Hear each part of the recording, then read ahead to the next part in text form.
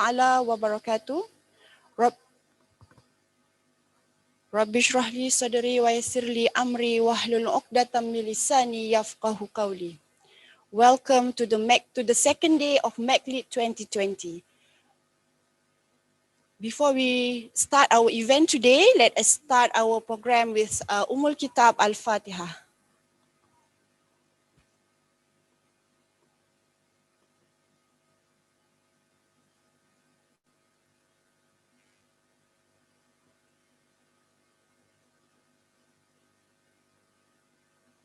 Alright, in this Barakah Day, Jumaah Al-Mubarak, Alhamdulillah, we are together here in our second day, second session with MCLEAD 2020.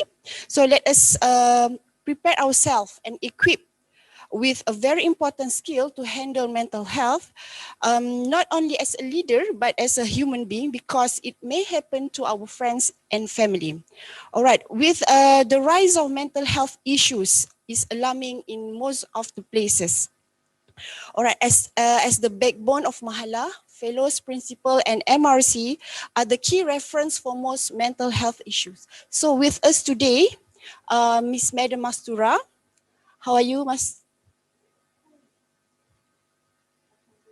All right, so Madam Masturah is a psychology officer or counselor from the Counselling Unit and Career Services. So she will share with us her experience and knowledge about psychological first aid, okay, on how to help our students in mental health issues.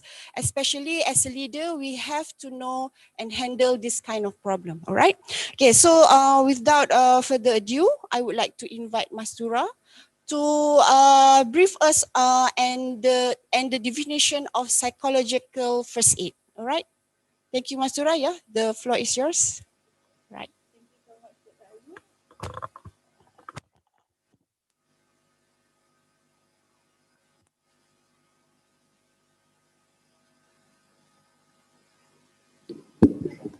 So, Bismillahirrahmanirrahim. Assalamualaikum warahmatullahi wabarakatuh.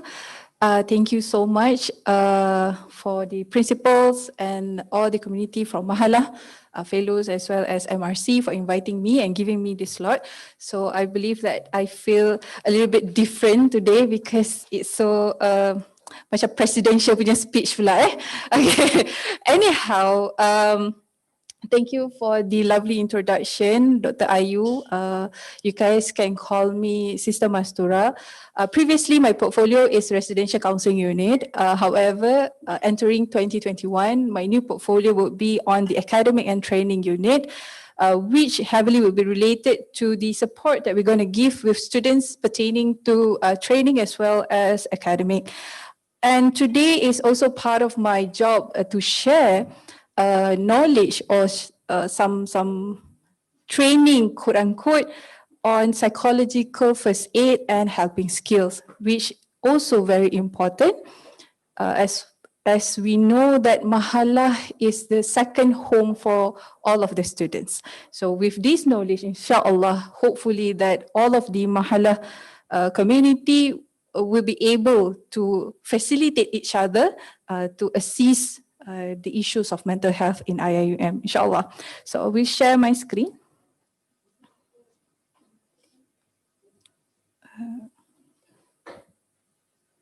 Okay, is my screen available? Anyone? Okay, all right. So thank you so much. Okay, so for today, our topic, psychological first aid and helping skills. So basically the first question that people will ask is, why do we need psychological first aid? And why do we need to equip ourselves with the helping skill? And then where psychological first aid comes from? So basically there are two types of skills that we can equip ourselves. The first one is psychological first aid and second one is mental health first aid. Tapi hari ni we're going to talk about psychological first aid only, right? Okay, bear with me with all this technology. Okay, so the first part about psychological first aid, I will discuss on what is PFA or psychological first aid and who can learn PFA and how to apply PFA. So PFA in a general form is like a first aid skill, general first aid. It's just that this one, the first aid for psychological is just on the emotional part and psychological part. Dia bukanlah macam, it's not like the physical one that we help to band-aid the victims or the people who have injuries, but this one we help to band-aid the psychological injuries, the injuries that we cannot see from the bare eyes. Okay, and who can learn PFA as well as how to apply, we're going to discuss this throughout the session, insyaAllah. Okay, warna dia agak terang sangat ya. Right. Okay, so by definition, psychological first aid is a human supportive and practical assistance to fellow human being who recently suffered exposure to serious stressor, any type of stressor, domestic violence, friendship, financial stressor, all type of stressor. And then PFA is psychological support during disaster or crisis situation. And I think that from my observation, it was first widely discussed in Malaysia since the issues of massive floods in Kelantan, as well as during MH370 incident. So starting from these two incidents, people started to talk about how can we support in terms of psychology. People go and give, humanitarian support, mostly in terms of physical needs. But rarely we talk about the psychological needs of people who are affected by the crisis or the disaster.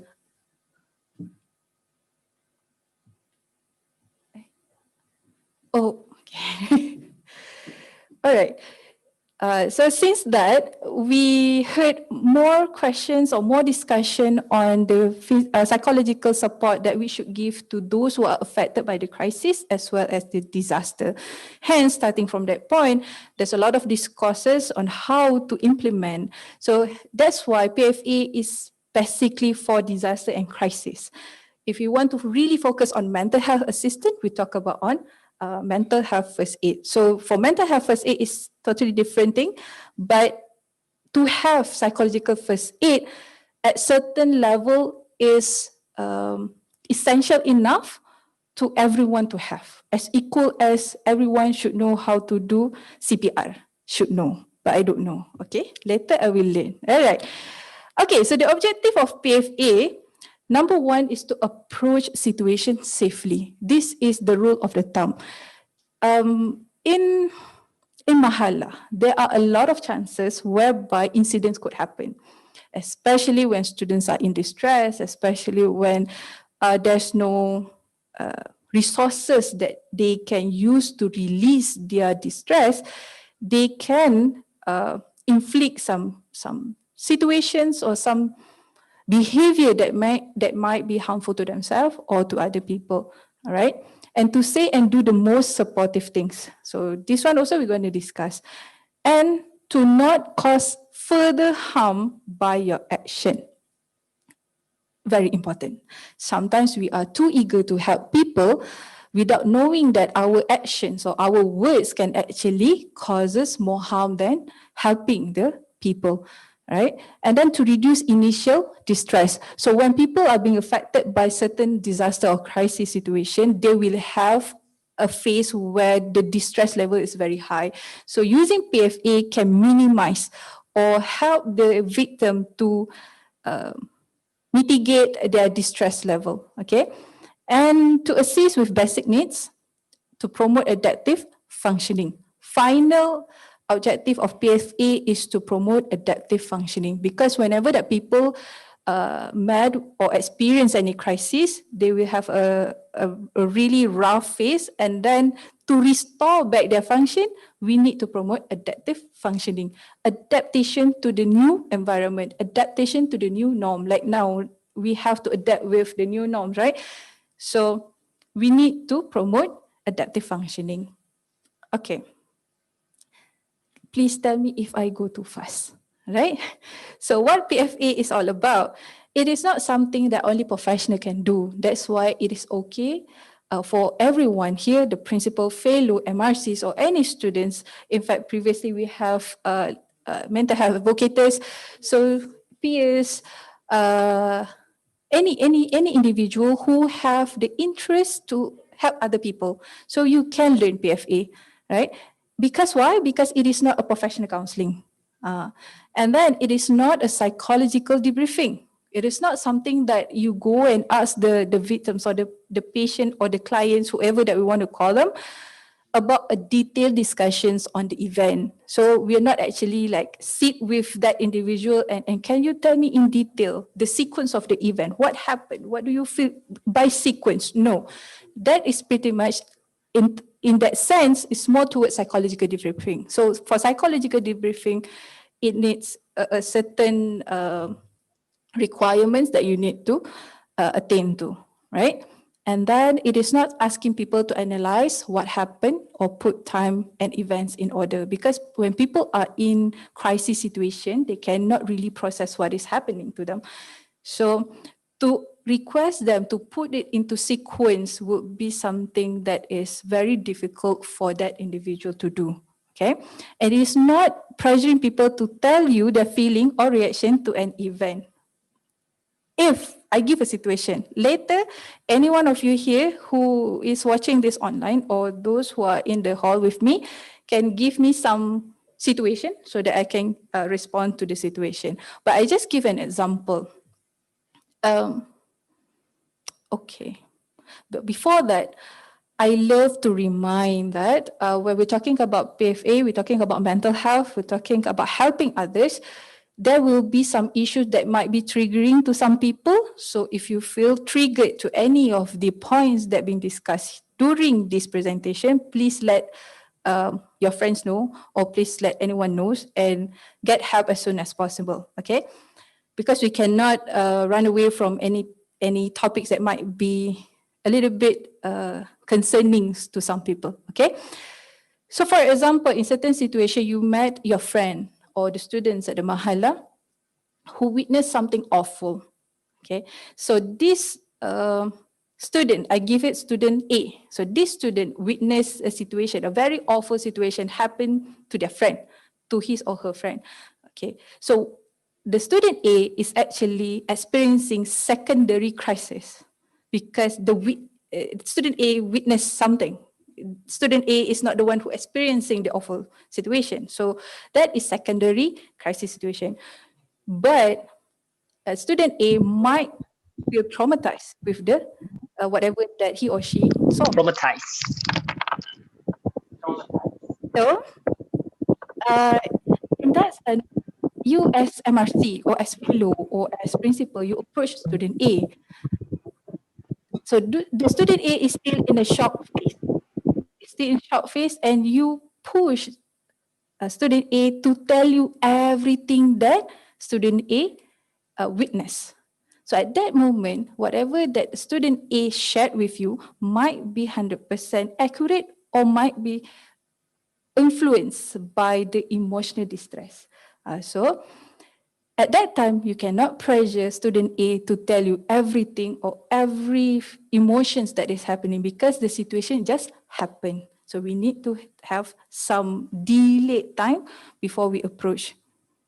Okay, so far this clears what the objective of PFA and what PFA is not. So when we're talking about PFA, we cannot run away from the issues of disaster because remember, PFA is meant for disaster and crisis, but we can tailor it to our needs, which is now our needs is to deal with the crisis situation at Mahallah level. Okay, so disaster management includes administrative decision and operation activities that involve prevention. So hence, I am so happy that all the principal and fellows are taking the initiative, a lot of initiative to do the prevention or prevention actions before something more severe happen at your Mahallah, right? And then next, we need to have mitigations. If something were to happen, what do we do? How to mitigate the risk? Because we are dealing with the risk of people maybe do maladaptive behavior or something that might put risk to themselves or to the other residents. So this is also very important. With that, we prepare ourselves and then we learn how to respond. And both the recovery and rehabilitation, this one is to restore back the adaptive functioning. So everyone who are affected by the crisis, regardless emotional crisis or physical crisis, they are able to restore back their adaptive functioning, provided helps or interventions are given at early stage. Okay, so this is the illustrations of if some disasters or some kind of disasters happen. That's why I said that there are a level of victims. There are first level victims, which is the primary victims. Incident happen, involve that individual. So the level of distress for a primary victim is higher. So if we look at the hierarchy of those we need to urgently facilitate, might be the primary victim, second, third. We have 6 levels here. So maybe like 1, 2, 3. Okay. But in order for us to address the first or the primary victim, we need to have extra skill. This is the mental health first aid. But for second, third, and so on and so forth, PFA is enough to assist them. Okay. I give you a situation. If let's say the student is inflicting injury to him or herself, okay? And then the roommate witnessed that, okay? So at that moment, we also have a SOP for crisis, right? We have SOP for crisis. Often principals will ask, can I intervene at that very moment? Okay, it depends on your readiness. Okay, if let's say, because remember the rules of the thumb is to always avoid any harm and also put away any danger. So if you enter the room and the methods is using a sharp, sharp things, right? You need to put away the sharp things away from the individual. If you are not ready to do that, there's always a security. You need to address security in that instance. So as a PFA helpers, we need to know where we stand in. Not all the time we can intervene in any circumstances because we might bring harm to ourselves as well. Okay. So when disaster happen, usually we will face psychological trauma, okay, grief, loss, anger or guilt, and of course, social and lifestyle distress. So what is psychological trauma? Okay, it can be a physical experience of disaster and then suffering to the disaster, injury, death, destruction, etc., etc. And also this one, see, I mentioned about witnessing the disaster. If you witness the disaster, it can also create psychological trauma. Okay, and then grief, loss, anger. Grief, of course, if you lost anything, if you lost the material things, body parts, injury, anger, you might have anger towards your environment. Why this happened to me? Why I have to witness this? Why am I the one be here? So there's a lot of things. Okay, and then for social and lifestyle stress. Coping with new norm during COVID-19 pandemic, we have to adjust with so many social and lifestyle way of life, right? So all of these adjustment can also create to internal crisis. You can have a lot of internal distress. Okay, breakdown of life routines. If before you are very active, you go here and there, and now you cannot go out anywhere, right? And then burdens of new relationship. So that's why I say that PFA can also be tailored by our need at the current situation or current institution. Okay. So I hope you guys can see this. It's a bit small. All right, so where the place of PFA in overall mental health and psychological response? Okay, if you can see from the bottom of this triangle, social consideration in basic services and security, this one is for advocacy. So the welfare bureau, the peers, advocates, all of these we work for advocacy. Principal, fellow, CCSC, we work for advocacy. So this part at the most lower, most bottom of this triangle is for advocacy. You advocate on mental health, mental well-being, etc., etc. Okay. And next is strengthening community and family support. So this part, activating social networks. Okay. In Malaysia, we have JKM, we have community-based rehab center, etc., etc. So this part where all of the community support plays role to strengthen the community and also family. Family here means caretakers as well. Those who taking care of people who are affected by the crisis, disaster, or people who have mental difficulties or mental health concerning situation. Okay, and then on top of that is where PFA comes in. Focus person to person, non-specialized support. So this is where PFA, the place of PFA in overall mental health. Okay, basic mental health care by PhD doctor, okay, public health clinic doctors, basic emotional and practical support by community workers, that in bracket, a psychological first aid. So everyone in the community who learn about psychological first aid could offer their help if something happened in their community place. Okay, if we're talking about IIUM, in IIUM community, among IIUM community, or if you're talking about your specific mahallah, it's among your specific Mahallah community, right? And then on top of the pyramid is a mental health care by mental health specialist, psychiatrist, nurse, psychologist, etc., that we call as specialized service. Okay, so the role, a part of the role of PFA helpers is to link them, those people that you help, to the professional for specialized services. Okay. Now, we've come to the way of how to apply PFA. Okay, so far, is everyone okay? Okay, hopefully that everyone, okay. So I think that I will accept questions at the end of the presentations, right? Okay, so the principles of PFA, we have three, a very simple one. The first one, we need to look, okay, what to look for. Okay, when you're dealing with crisis situation, when you want to enter, okay, I need to clear this. When crisis situation happen, you need to know your limits, whether you can go strictly to the incident place or you become the bystander who observe the situation and analyze the risks that might be happening. Okay.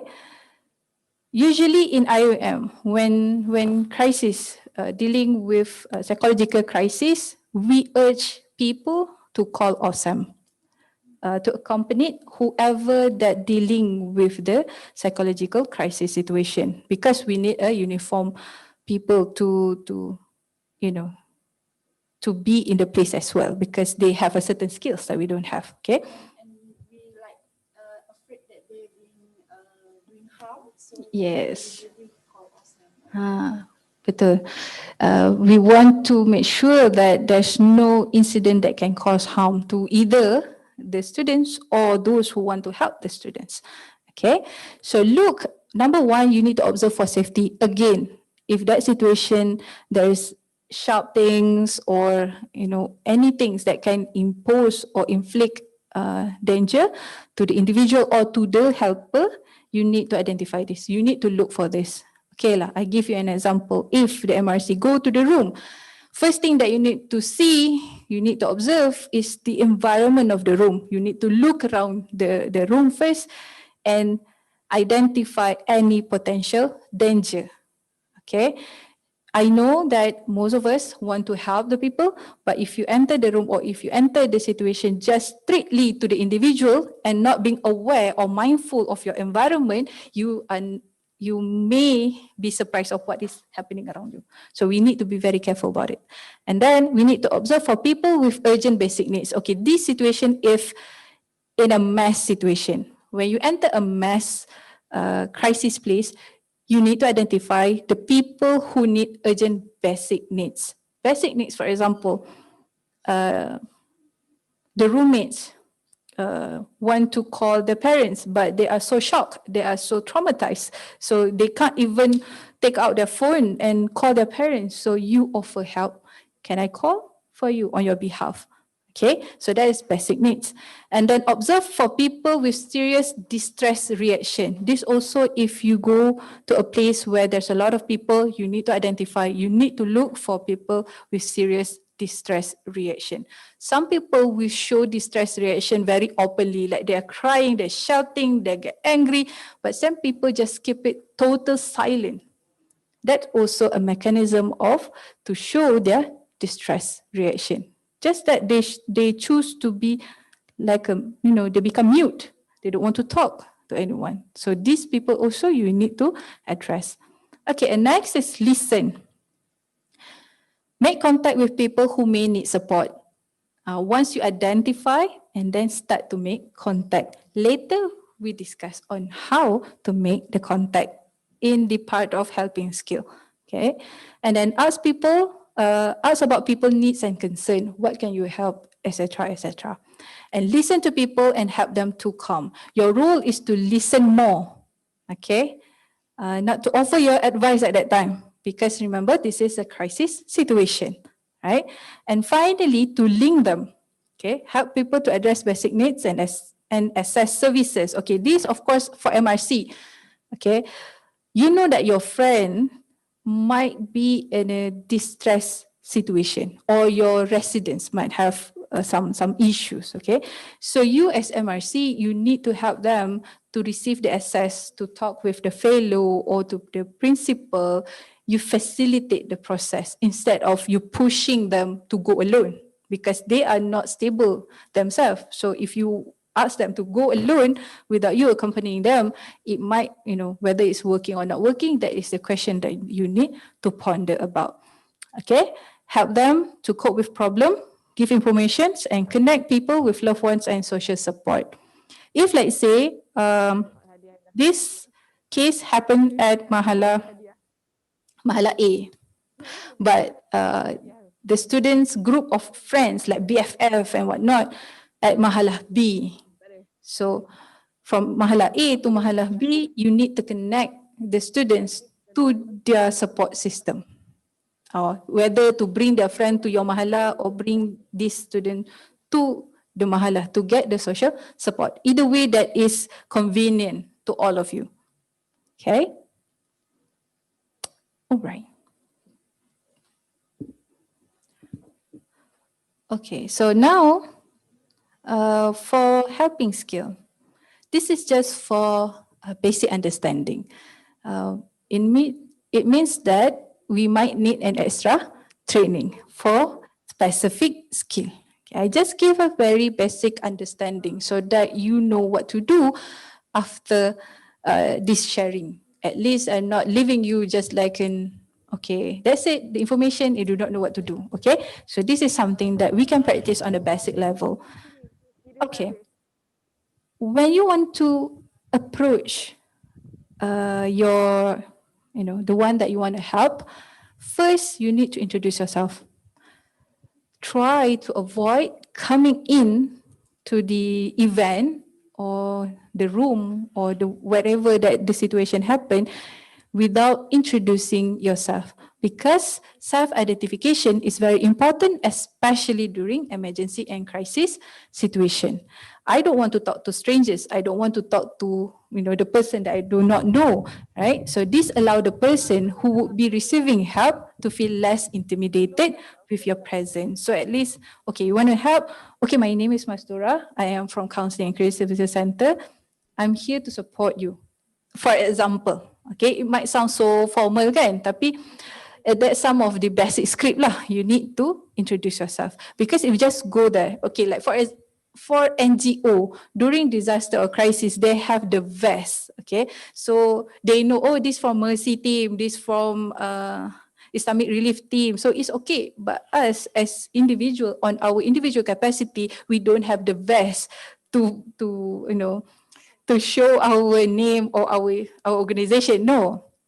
So we need to go and start by introducing yourself so that the person that you want to help feels safe and it feels less intimidated, because the next you will be asking some question. So if you don't introduce yourself, then people will not talk to strangers.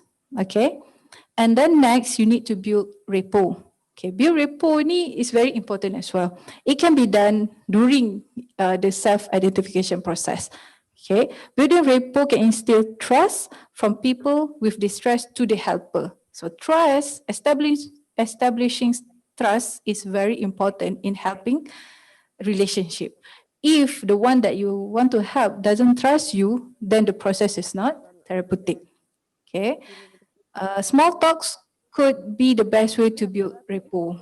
This, especially when the situation is a bit calm as compared to the really, when the first crisis occurs. So when the situation a bit calm, and then you can have a small talks to instill the trust and foster the therapeutic relationship.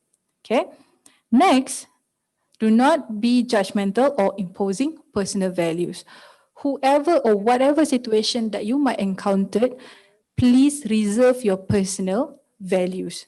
Okay. As much as we want to help, we need to understand that that person is totally different from us. So you come there or you go there with a very objective mission, which is to assist the person, not to imposing your own personal value. Okay. Impose personal value. How?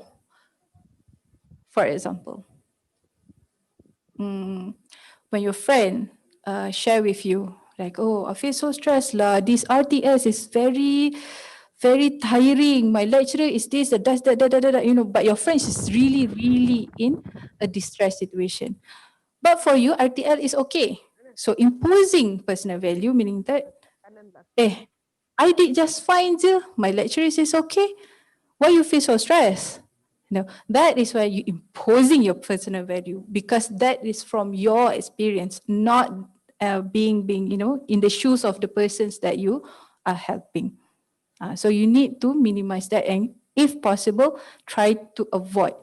And then you must avoid having prejudgmental statement. Prejudgmental ni macam mana? It's like, okay, you this is a very common one, so I have to use this. Okay, you learn religions or Islamic study, right? So why do you have this? Why you feel stressed? You should know. Okay, that is a very you have a prejudgmental, or okay, you see someone who is very different from you. You have a perspective of that person. When situation happen, it agrees to your perception. So wearing like this, you might be having trouble later in your life. So you have that perception. So when you want to help this person, then immediately your subconscious will say that, padan muka, serve you right. That is a pre-judgmental. So try as much as possible to avoid that. Although we cannot be a perfect human being, that's why I said that try the best that you could to avoid judgmental and imposing personal values. Because you need to always remember that when you are there, you are helping people, you are helping that person. We'll never talk about you, we'll talk about the person that you want to help in whatever situation.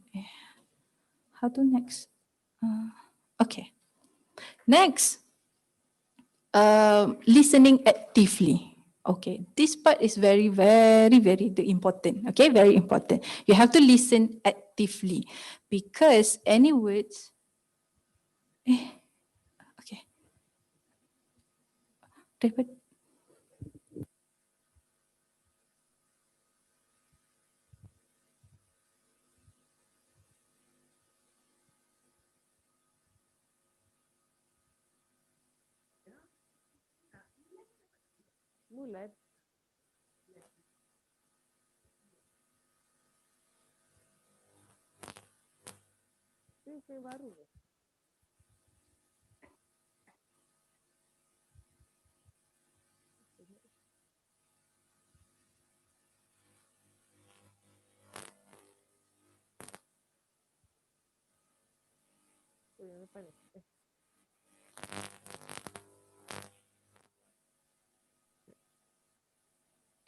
All right, sorry for the technicalities, of course, the new norm. So bear with me, stay with me, okay? Next is listening actively. Helper must practice active listening and provide minimal response. So when you listen to someone, try your best to give minimal response during the conversation because we want to gain as many information or as many clues that we can get from the persons that we want to help. In that way, we will have better understanding on how to assist the person. Okay. And then the minimal response from the helper allows the client or victim to express their concern more freely. You imagine that if your friends started to talk to you, being vulnerable or open to you, just a few sentence, and then you start to jump in with your own sharing session. So your friends is like taking 2 minutes, but your session would take like 50 minutes. So who is helping who, right? Although we have so many alternative, okay, this is the struggle also for the helper, because we equip ourselves with a lot of knowledge. Sometimes when we deal with the actual situation, at the back of our head, we have a lot of alternative to offer. Oh, if you like this, then perhaps you can do this like this. So our job is to try to stop that thoughts first and just listen. Listen and acquiring information from the persons that we want to help. After that, then we can know how to be helpful to the person in a more effective way. Right? And then choosing the right word. Choosing the right word can be very difficult. Can I ask? Oh, yes. Okay, so you said like we just listen. Mhm. Okay, usually what we do is we want to suggest something, right?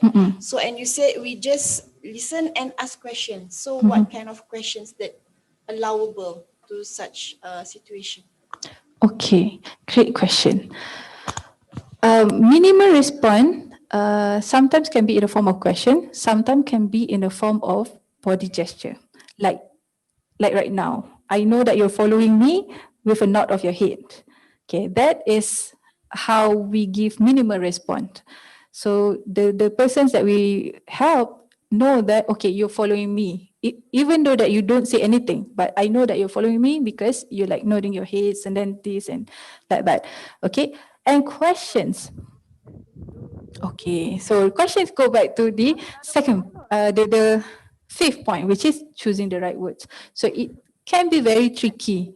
Okay, it can be very tricky. It depends on which state of the persons that we help. For example, if the initial state which is very, uh, very unstable.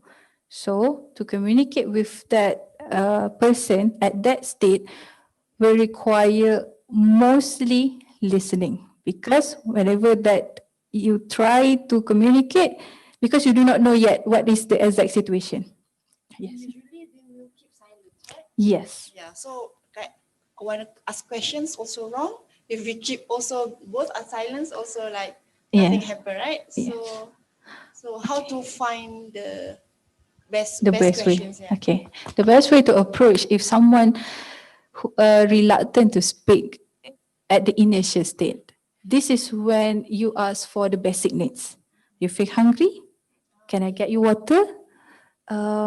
Is the room okay? You come to visit for the first time, and then this student really, just just returned from hospital, for example, in which that the students have not yet adapt to the new, uh, the adaptive functioning tadi tu is not that strong yet, the adaptive functioning. So you can start with asking the basic needs. Have you eaten? Are you feeling okay? So usually if you address the basic needs, then they started to respond slowly. Sometimes during the first visit, you just give the basic needs to. We bring something, Yes. or drinks. Yes. During the first visit, sometimes it's just basic needs. And then maybe in the first visit, the student still doesn't want to open up. So you need to come again. So this happens sometimes because they cannot trust you yet. They want to see the consistency. Maybe because there's so many people betrayed them, they feel alone for a long period of time. So to trust new person might need some time. So they will look at your consistency. So tomorrow, no, the second visit maybe started to open up a bit. Then you can ask for further intimate question. Okay, can you share like the not suitable questions? Okay. Not suitable question that I can think of right now. Okay, you already know the condition of the student, for example, just written from hospitalization with this diagnosis or a certain incident that they might inflict to themselves. Okay. The questions that seems harmless, but it can affect the individual is how are you? Sehat tak? Are you feeling well? Are you good? When clearly It's not good. it's not good. You're asking the obvious. Although it seems harmless, of course you want to take care of the person, but that individual might perceive it as, don't you know what is happening to me? Macam tu. Unless you do not know anything about it. That like this is the first time that you met or you know about the situation. That also, if ever any principal inform me of any cases, sometimes I will ask first a little bit detail of the individual, a little bit background checking, what is happening, why the situation happened. So with a little bit of background checking, you can avoid asking that question. Are you feeling okay? So before we come, you must do some research and checks his backgrounds. Yes. Right. At least very minimal, you need to know who you are dealing with. Usually the report will goes to MRC first, Mm. and then they will forward it to fellows and principal. So who's the best one who deal with them? Is it the students or the fellows principal or the staff? How we Okay. select the priority? Okay, so if the MRC receive the primary information, okay, then the MRC will channel to fellow will go to principal, right? If that is the hierarchy of process. Yes, normal way. So when MRC receive the primary information, so MRC need to ask a very detailed questions. I mean, like who involved, what happened, where, the apa? WH questions. When, why, something like that. As many information that you can gather because you are the one who received the primary information because you want to transfer the information to the further up line in the work process. Kan? If you don't acquire enough information, then at the level of fellow and principal, we're like, okay, what is happening actually? So they are not ready to deal with the environment. And that the preparedness also I shared during the slide for disaster is very important because if you enter a situation without any preparation, you might putting yourself at risk lah because you never know what we are dealing with. Okay, and then questions such as okay, right, like this. Is it okay if we like have you tell of parents? Is it Mm-hmm. is it okay? Some questions like that. Have you call your parents? Macam you always Okay, wonder, right? faham. It's a good question. When you already establish a certain level of relationship, ataupun like you can sense that these students can trust you a little bit, then it's okay. Or what I always practice if I am about to ask a very sensitive question, I will say that I'm sorry, I need to ask this. I hope you don't mind. Have you contacted your parents? You apologize first because you do not know whether that that question can cause more harm to the individual, kan? So that is how I always practice lah. Because to be honest, it's very difficult to find the right words because we never know what triggers. Sometimes it's sensitive to other people, but not to other situations. Yes, betul tu. So the safest way is always to apologize first. I need to ask a little bit sensitive questions, or maybe you will feel uncomfortable, but I really need to ask. Because sometimes the problem is from the family. So when we Yes. ask about that, it's going to trigger his madness or something. Yes, true. Betul. Also, when you are in the situation dealing with a case that the students want to inflict injury, sometimes we have the tendency that remember your parents is this, your parents love you, when in fact that the cause of trigger is the parents. So by saying that might fuel up the situation. Yes. Okay. So in that situation, try as much as possible to direct the attention to the individual. Okay. Of course, when they want to do something, it involves external parties, be it friends, be it boyfriend, girlfriend, parents, academic, so always external. Okay. But try to diverge the focus to him or herself. Okay, this might need a very long explanation. I will try to get back to this. Okay, and then for the choosing the right word, okay, simple as in as the example that I gave just now. RTS very simple, je. Why you feel so stressed? You shouldn't be stressed. You're not doing your best. Okay. Not good words, okay. And then imposing personal value can be, this person at personal level, and that this person having so-called good life. So you say, your life is good. Why are you feeling sad? You have everything. You have money. You have good CGPA. Why you feel sad? So you are actually at that time imposing your personal values or your own perceptions towards the other person. Okay. And then the final one that I must put here, but I put a star here. Okay. Some of the remarks as in you're not being religious enough, but I put star. Why I put star? Sometimes this topic can be sensitive. It can be manipulated by people. So for this point, I need to have an extra explanation. Okay. We know as a Muslim practitioner, we believe in the faith that we have. Okay. But when we want to address a crisis situation, we need to follow the awlawiyah. Which one come first? Okay.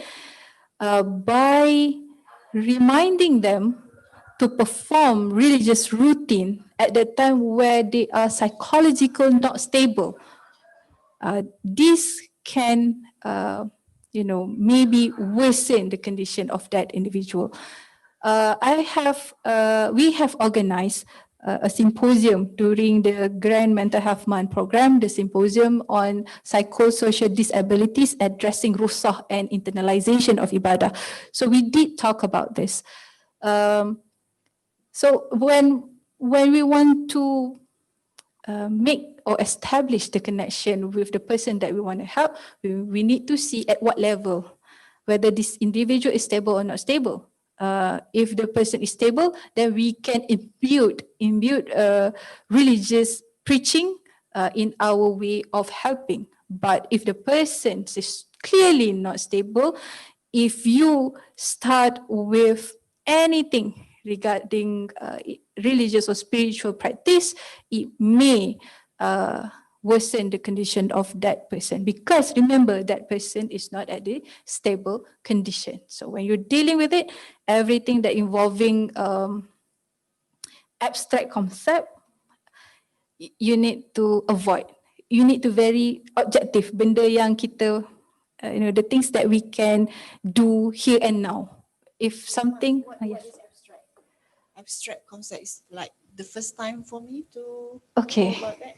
Abstract is something like, okay, when the person inflicted injury, contoh I give you an example, but unsuccessful. And then you go to that person and say that, do you know that this thing is wrong? We should appreciate life, we should this, for example. Okay, that logic is very abstract, we cannot see. It's abstract, although we have the faith, but it's abstract. As compared to something that is here and now, what is your need right now? Do you need medication? Do you need? Yes. So because when people are not stable, when you force something very abstract to them, it's very challenging. It's very challenging. So it means like subjective questions, right? Uh, It must be like objective question, like what do you want, right? Rather than how do you feel, like that, right? Very very subjective to answer for the someone who have problems, correct? Okay. Subjective question we call it as open-ended question.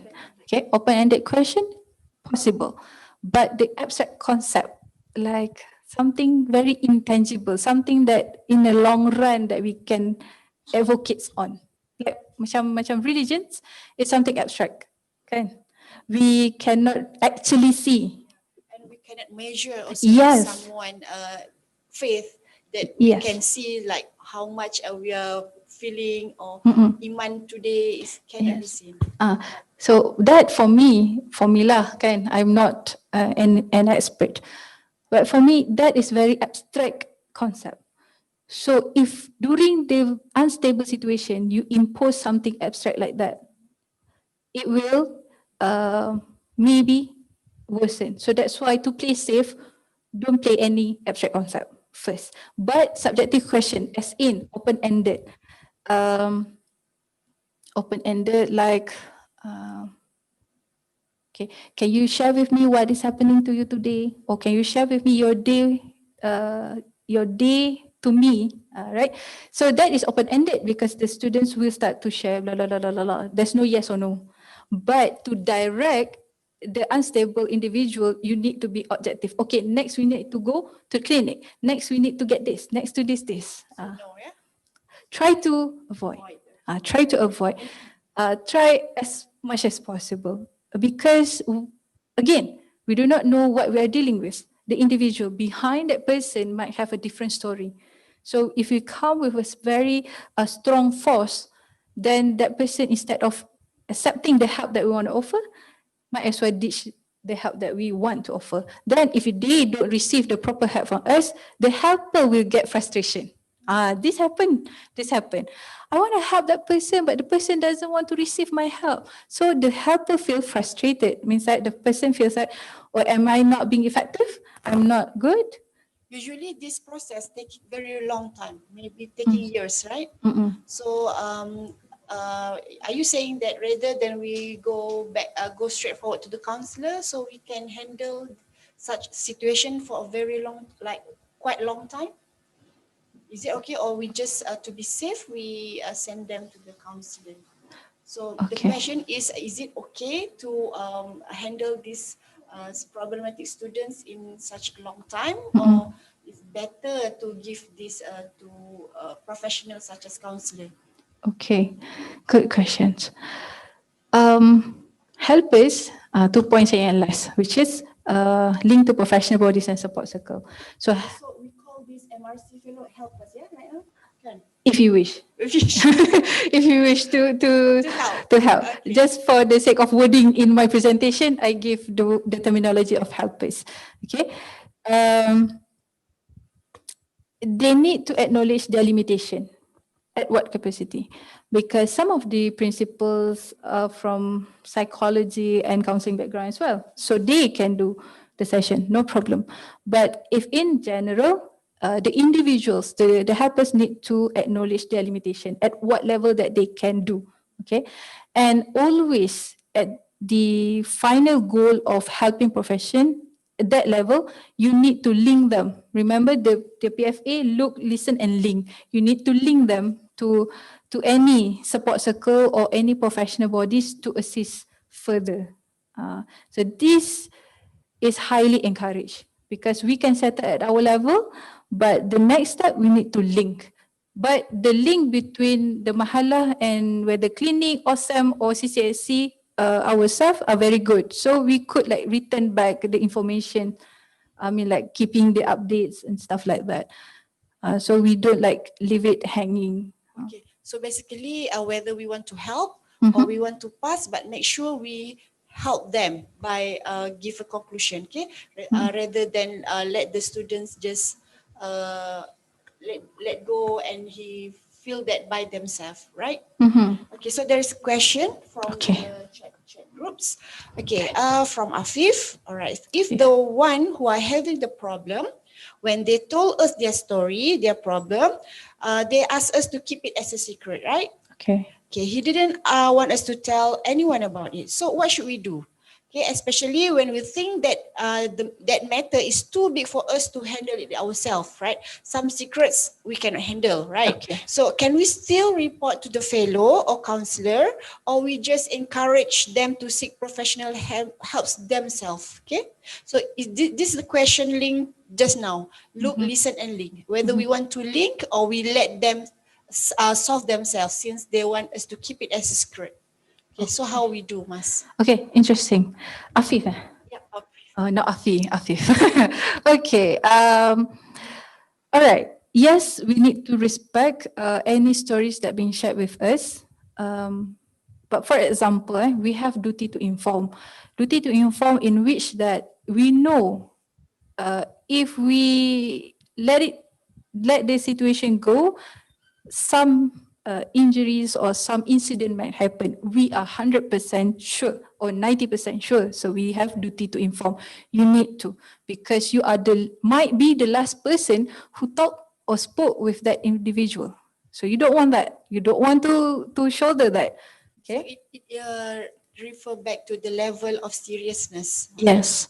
However, if you know that the person, okay, can still conduct themselves quite well and stuff like that, so you need to encourage them to seek professional help, and you keep track with the progress of the individual. So let's say it happened today, that person told you the story today, and then next week maybe you follow up with the student, say, hey, anything that happened, okay, are you feeling much better? So have you met with any of the counselor?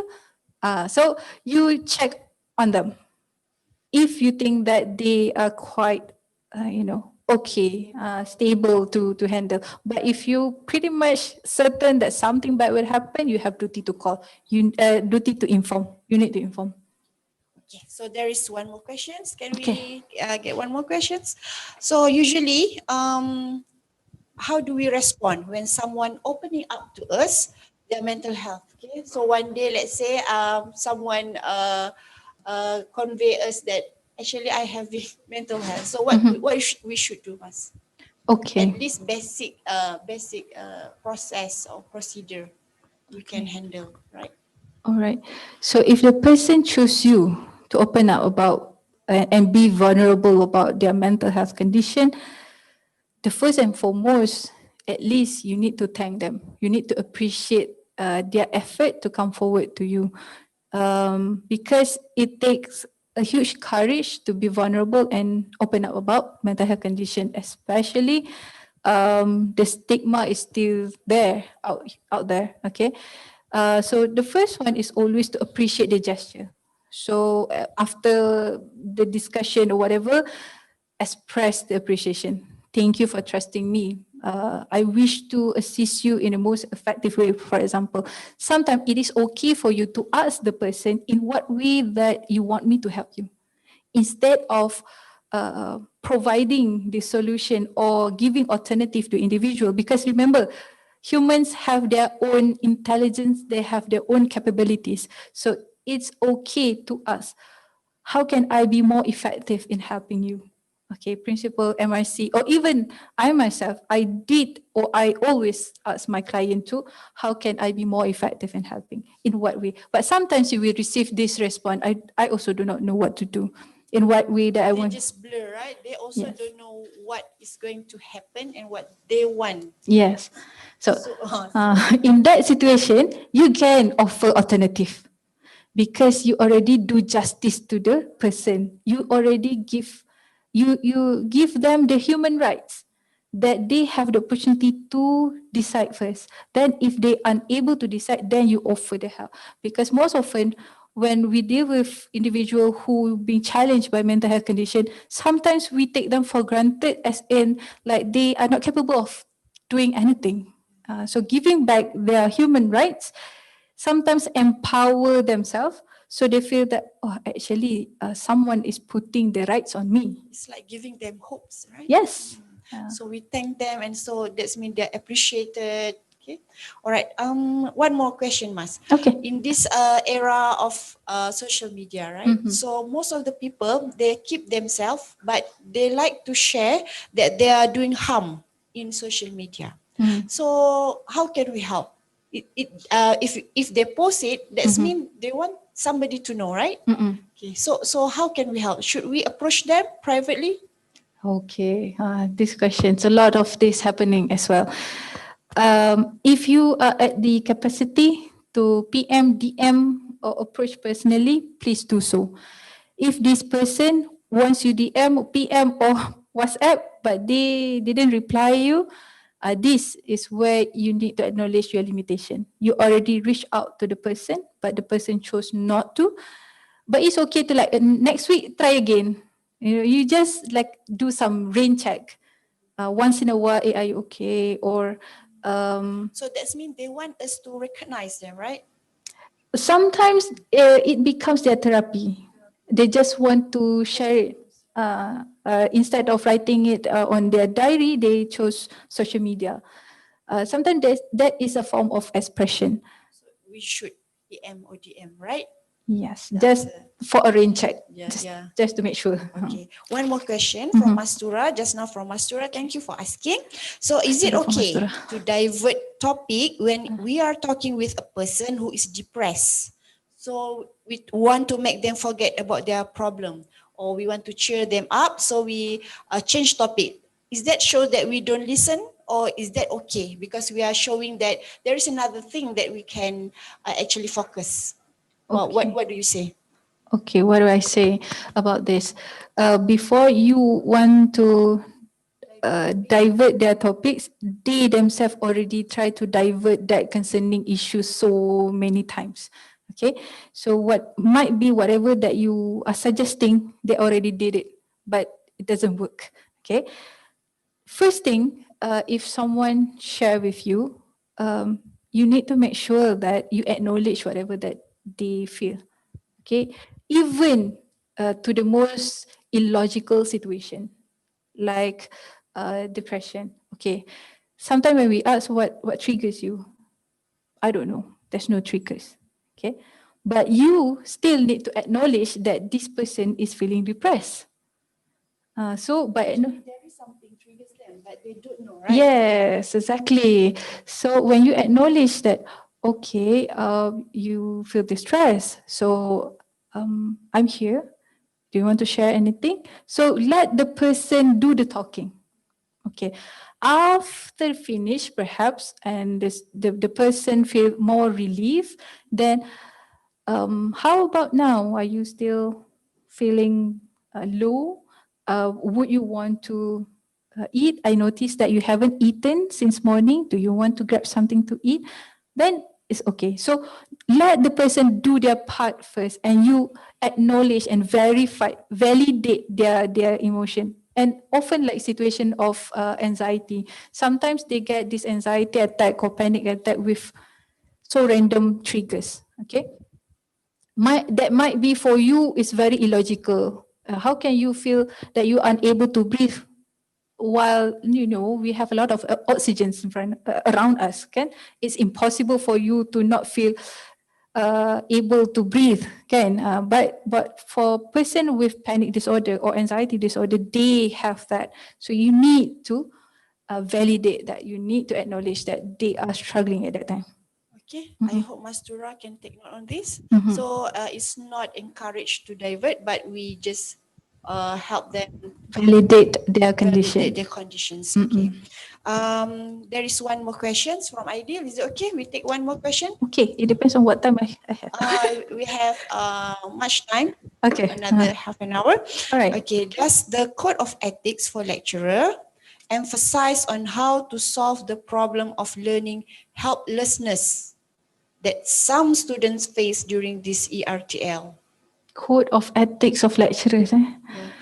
That's very difficult for me because I'm not lecturer. What does it mean by code of ethics as lecturers? I think maybe the capability or an ethics, like what should the lecturers do if they know that some students are helpless during ERTL? Okay. Helpless during ELTL. Okay. I think as a lecturer, I might answer because we don't have like a straightly code of ethics for this one. Okay. But as a human, okay, maybe you can answer as a human. Okay. Okay, we what we should do if we know that there is a student is helplessness during ERTL. Okay. All right. So in that sense, in many of my sharings involving RTL, I always encourage positive communication between student and the lecturer. So if, let's say, the students already informed the lecturer, and so the lecturer knows the condition of the student, I would suggest to use any means or medium under your jurisdiction to assist this student. But your part is on academic performance or assessment or how to help in terms of academic.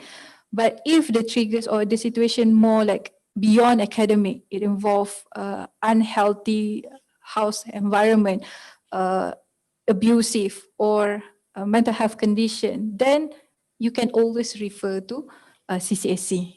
With referral, we can call the student, but you need to write in to us first so that we can write out to you after we did this session. But on the jurisdiction of the lecturer, in terms of assessment, assignment on academic, how to facilitate that, perhaps you can do. Sometimes I do encounter certain situation that there is no solution other than taking study leave. So you waive the situation. If let's I say, saw many students are taking study leaves also. yes. Yeah. So basically, I think there is a room for us students to discuss with the lecturer. I think they Exactly. don't know your problem. Yes. In my kuliah also, we make some survey. We are very sad if knowing that our students is actually helplessness. But some of the lecturer or kuliah maybe don't know the situation. So as a student leaders, as a friends, what you can do is you tell them, make a discussion. So inshallah, as human being and Islam University, we can do some tolerance, right? Yes. I think that during this RTI, there's a lot of leniency. Correct. But give and take, what we need to do is to communicate. Yeah, communicate. You Communicate is cannot, yes. the key. Exactly. You cannot expect, like students, you cannot expect your lecturer would understand every situations that you are in, and as well as if some of the lecturer also, not forgetting, they are experiencing some challenges as well. Okay. So if we have win-win situation, why not? Yep. Because all of us are in pandemic crisis. Right. Everything has to change. Yes. The lecturer has to adapt and the students has to adapt. Okay. Yes. All right. So let me give some quick check with you, Mas. Okay. So in this kind in our session today, the objective is to give these student leaders, MRCs, and all the students, BRC may be listening to this, first aid. Okay. So what we do usually is we have first aid at home, Yes. first aid at office. Okay, but this first aid is invisible. Yes. All right. So how to use this PFA? Okay, psychological first aid is by finding knowledge, right? So this is one of the way that we want to equip the student with this first aid kit, which is invisible, but it's in our heart, okay, in our mind. So what let me just check with Mas. So first of all, what we should do is introduce ourselves. All right. Number 2 is build rapport. Right? Or maybe you can share again the slide to just refresh what to do. Do not judge. Okay. More on listening rather than give suggestion, right? All right. And then what we should do is check their background. Okay, maybe we can ask their friends. Yes. What is his or her problems, his family, right? Okay. And then always look, listen, and link, right? Yes. Is there any point that I miss out? Perfect. Okay.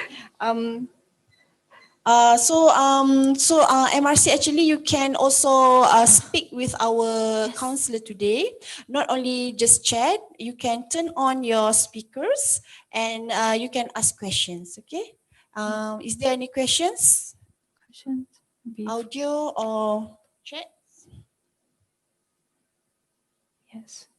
Any question? Mana nak tengok? Or want to give a situation ke a case? Yeah, ke? maybe if you want to share some situations that you cannot handle, you can share us without mentioning the person or mahallah, right? Mahallah X. XXX. Huh? Okay. Okay, Mas. What is your maybe last word before we conclude the sessions to the MRC leaders? Okay, MRC leaders. Okay. My final words. Okay, right. Actually, I love to talk to the student leaders because I used to be a student leaders as well. I know how heavy your work could be and the responsibility that you shoulder. When you want to help people, you always need to take care of yourself. Support system among MRC or BRC is highly sought. You need to establish that. Even among principal fellows, you need to have your support system because you are the frontliner. You are the one who go there on the field and help the students in need or the individuals that in need. So always have the time to check on your well-being first. Okay, because you know once you go out from your room, okay, during my time, I use this terminology. Okay, whoever the student leaders or the one who take care of other residents, we call them as Wi-Fi. Okay, but those non-student leaders, they are like using the mobile data. Okay, so you know once you go out from your room, you're like an open Wi-Fi. So everyone will get connected to you. So you need to make sure that you have that capacity emotionally, physically, if possible, to make sure that you have the capacity to support all of the people that will come connecting to you.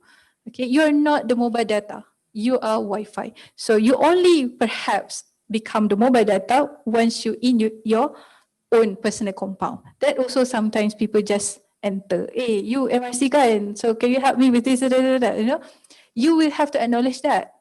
So point of reference. yes, because the point of reference. So it's very important for you to get ready mentally and physically. You need to get ready and establish a good support system among yourself, because what might happen to this mahallah might also happen at another mahallah, because we are humans. So we have this what we call as learned behavior.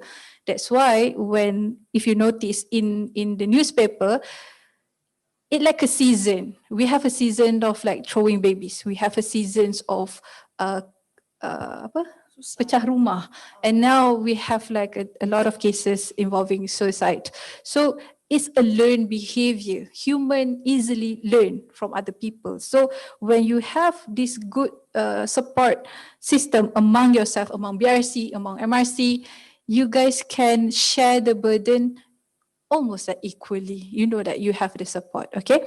And so dealing with situation like this, although it is hopeful full that all of the MRC and BRC are equipped with this skill, but again, you need to acknowledge your limitation. Not to say that you are not able to do it, but sometimes you might have your own trauma that when you expose yourself to this situation, it leads you to your personal trauma. So that will inflict harm to yourself, psychological harm.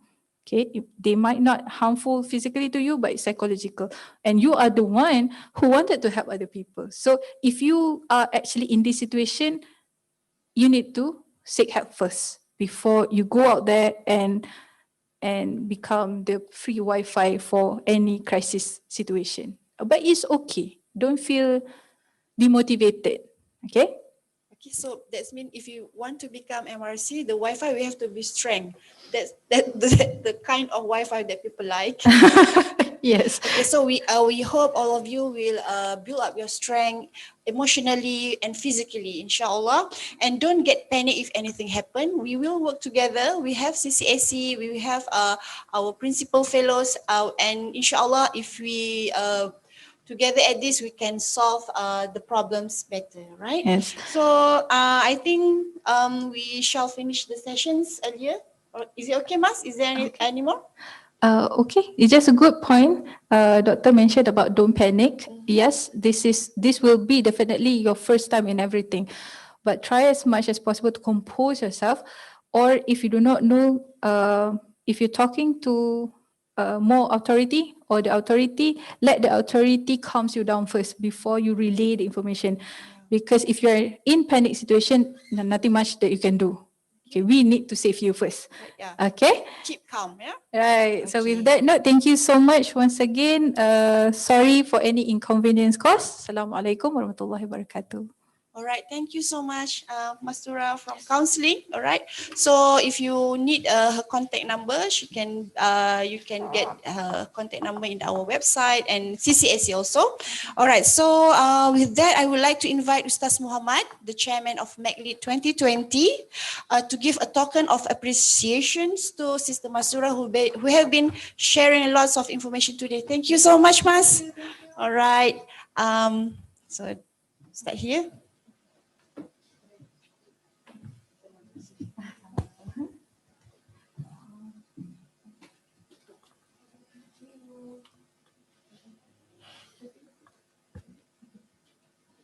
So ambil gambar ke?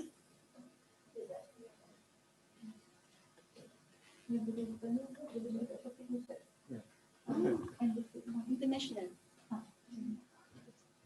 Berapa ringgit?